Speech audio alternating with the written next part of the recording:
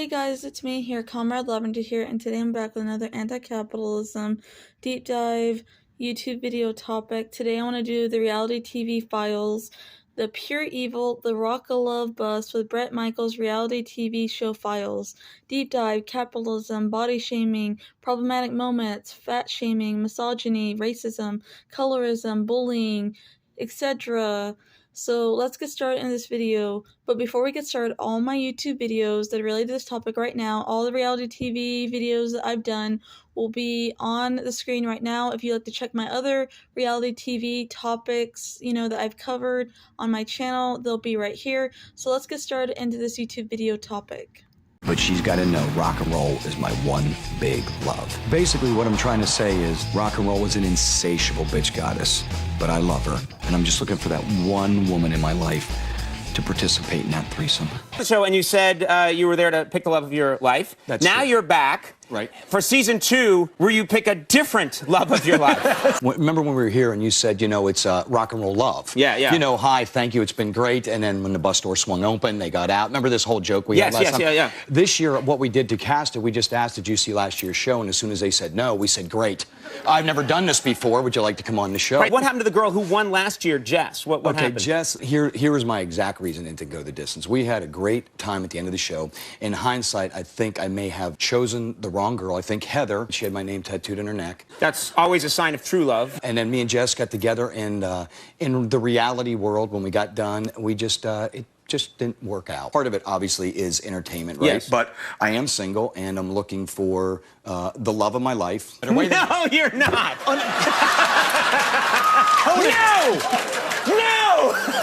I can't take it anymore!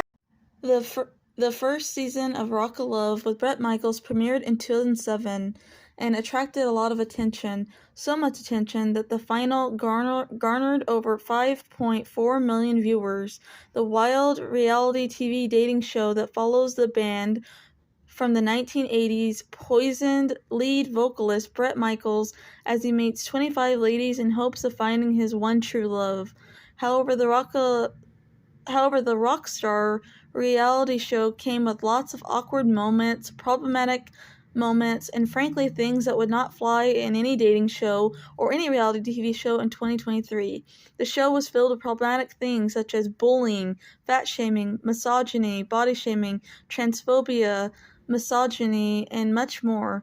I feel like Rock of Love was supposed to be a show that would challenge Hugh Hefner's from Playboy reality TV show Girls Next Door, especially in the third season of Rock of Love with Taya, who kept on advertising she was Penthouse Girl of the Year, where the girls break off into teams as individuals and compete in challenge themed around Bret's rock and roll lifestyle, and winner receiving a one-to-one date with Bret. And finally, the eliminations on Rock of Love, where each week one girl is eliminated from the house and the others are rewarded with a VIP pass that allows them to stay on the show for another episode. This process then repeats itself again each week until the final, where Bret must decide and pick a winner of the 2 remaining girls that will be his alleged girlfriend. Allegedly, according to this article I found, was Bret Michaels' love search a scam?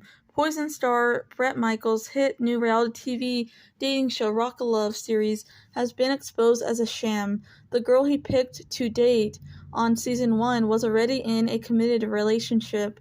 The rocker picked Jess Ricolet as his mate in the show's high-rated final, but the pink and white-haired stylist, who had no plans of actually having a real romantic relationship with Bret Michaels, she dashed off to be with her boyfriend as soon as the taping finished for the reality TV show. And to make matters worse for Michaels, Jess's boyfriend, Chicago-based designer Joe Quad, has started poking fun at the Poison Star on his MySpace.com page. And she had no actual interest or intention of becoming the girlfriend of the faded 1980s rock star when she auditioned for the hit reality TV show. She says, "Someone found me and wanted me to audition for the show, so I did. To be honest, I wasn't going on there looking for love.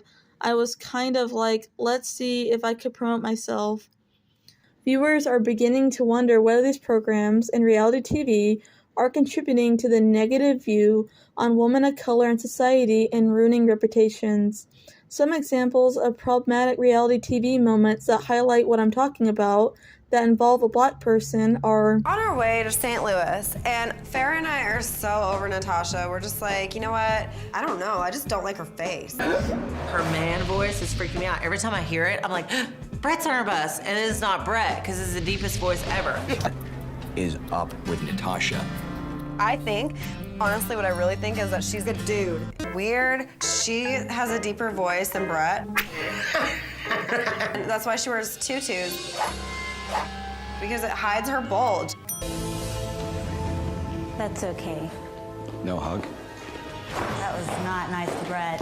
Hey, sweetie, don't shoot any puppies on your way out, okay? I was like, oh my God, what a bitch. That was absolutely disrespectful, Dallas. My advice to Bret would be make sure that Lacey takes her medication every day, you know? And my words to Lacey is she can eat my fucking shit. Sorry? I gotta tell you something. When someone don't have enough class to even come over and thank you for inviting them to your house, for treating them nice, that's pretty classless.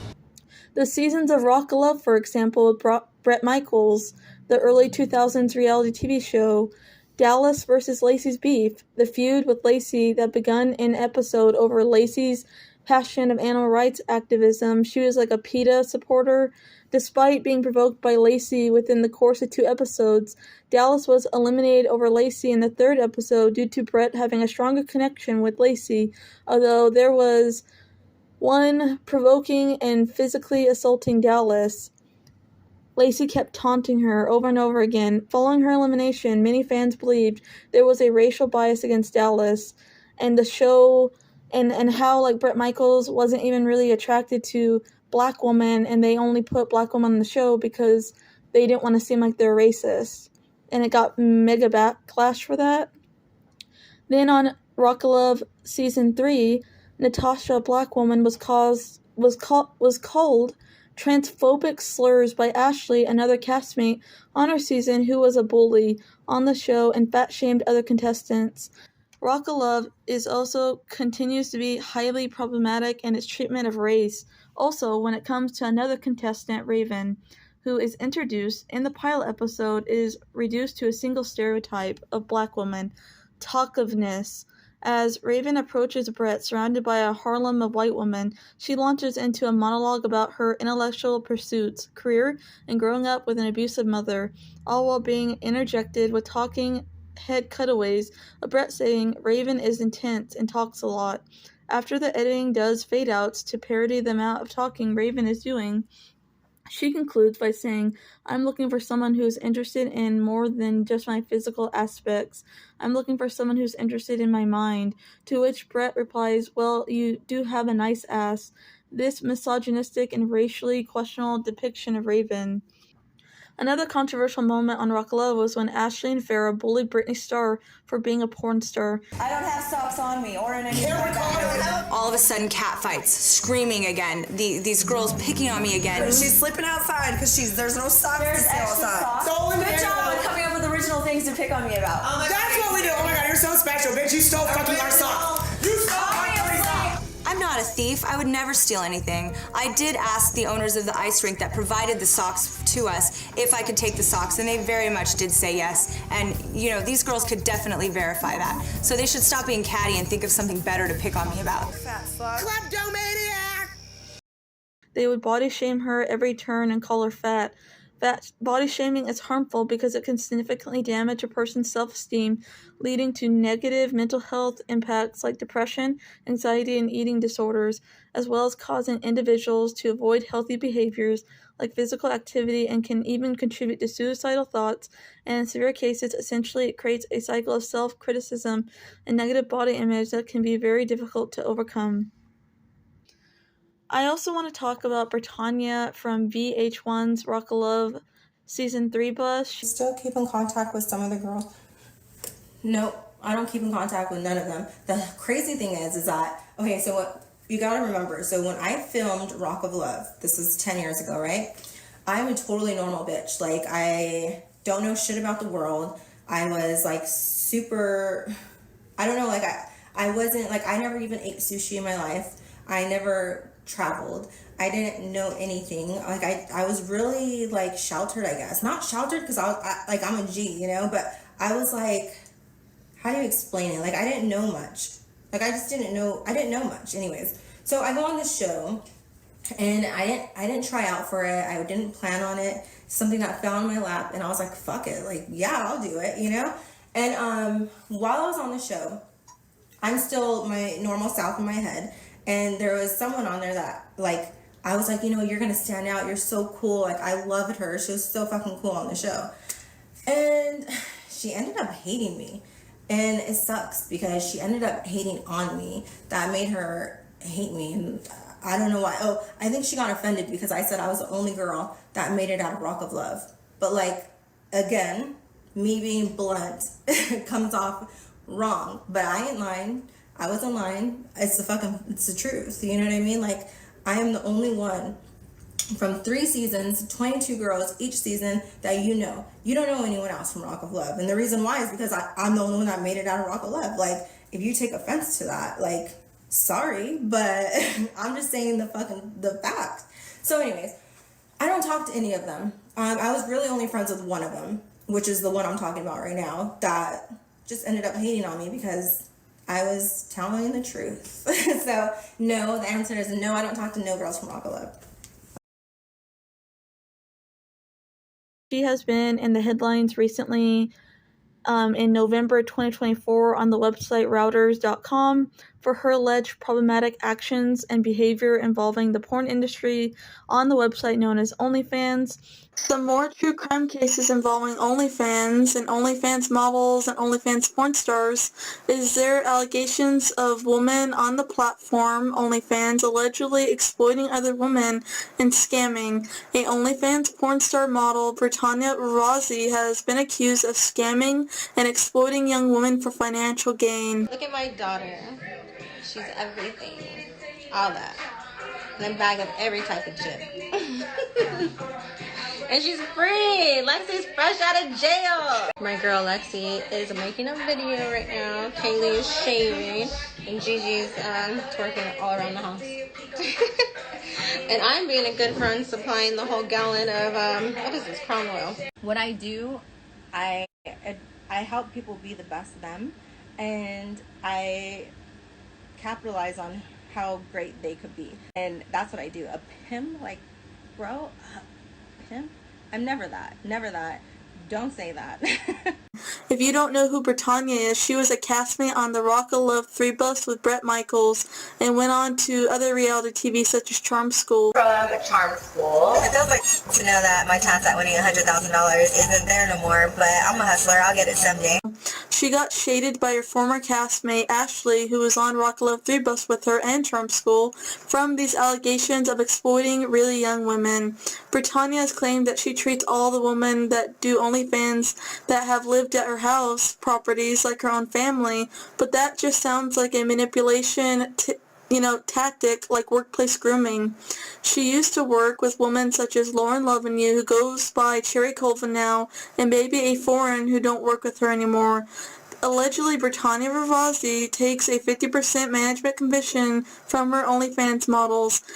Cherry Colvin had a lawsuit going against her alleging in the suit, followed by attorneys on the behalf of the group of OnlyFans models, alleges that Britannia violated an agreement to take 50% management commission from the plaintiff's earnings and instead placed all earnings into the defendant's own bank accounts. The complaint further alleges that after Britannia's management was terminated, she sought to sabotage the OnlyFans models by refusing to turn over passwords for the plaintiff's OnlyFans and Instagram accounts, removing content from their pages and filing false takedown notices and copyright takedown notices. And if this wasn't bad enough, the current girls she's working with right now have her name tattooed on them, which I find extremely problematic for many reasons.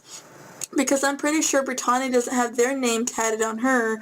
And let me remind you that this woman, Britannia, is almost 40, and the girls she works with, are barely older than 18, honestly. The article's headlined, Enslaved on OnlyFans.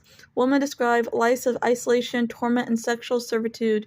And like and comment. Make sure you go follow my girl, Lauren, because Lauren is, she's fire. If you love me, you'll love her too, because she's my bestie. You gotta go follow her. In some U.S. cases, the trafficking went beyond the domestic exploitation of a single partner and involved more complex operations with more than one victim. According to allegations in court records, a filing in August in a federal sex trafficking lawsuit alleged that Britannia, a 39-year-old former reality TV personality turned porn star, manipulated and coerced financially desperate women into making porn for OnlyFans, and then she stole most of the profits. Phoenix International, OnlyFans' British parent company, is also named as a defendant in the suit and accused of having a business partnership with Ravazzi that facilitated her exploitation of the two women. One of the women was a Las Vegas showgirl when the pandemic struck in 2020 and made her jobless. According to the suit, the other was an immigrant who had been kicked out of her adopted home as a teenager. Britannia groomed both of them, allegedly finding them places to stay and houses to rent, and making extravagant promises of fast cash and ultimately wealth and fame if they could create OnlyFans accounts and content under her management, said the suit. One of the women looked to Britannia as a mother figure. The suit makes a number of allegations about Britannia. She used women's IDs and social security numbers to set up OnlyFans accounts that only she could access. She then piled them up with alcohol to get them drunk to perform these acts on camera, sometimes with others. When they resisted, Britannia told them, "I'll just talk to you again when you're drunk." Allegedly, the suit also alleges that one of the women was raped while intoxicated, and the video was posted online. Routers couldn't confirm whether or where the video appeared. The woman's OnlyFans account generated more than $1.3 million in revenue, of which OnlyFans took its customary 20% cut, said the suit. The rest was funneled into bank accounts controlled by Britannia, who paid the woman about 10% of their total share and not the 50% she had promised them, the suit said. Contacted by Routers, Britannia's lawyer categorically denied the allegations and declined to comment any further. OnlyFans did not respond to requests for comment on the suit either. Heather from Season 1 has said on her Instagram about years after the show, she posted a comment reply to someone about does she still talk to Bret Michaels, as in years later since the show had aired. And she said, "No, I don't want to talk to a guy who defrauded over 90 women on a fraudulent reality TV show, causing severe humiliation, post-traumatic stress disorder, all while living with a girlfriend and ramping up his dying career. And he is currently is a producer, the Rock of Love unedited pornographic version all over streaming services, which I never consented to. I was told all cursing and nudity in the show would be blurred out, and there was no pornography streaming clause in my contract.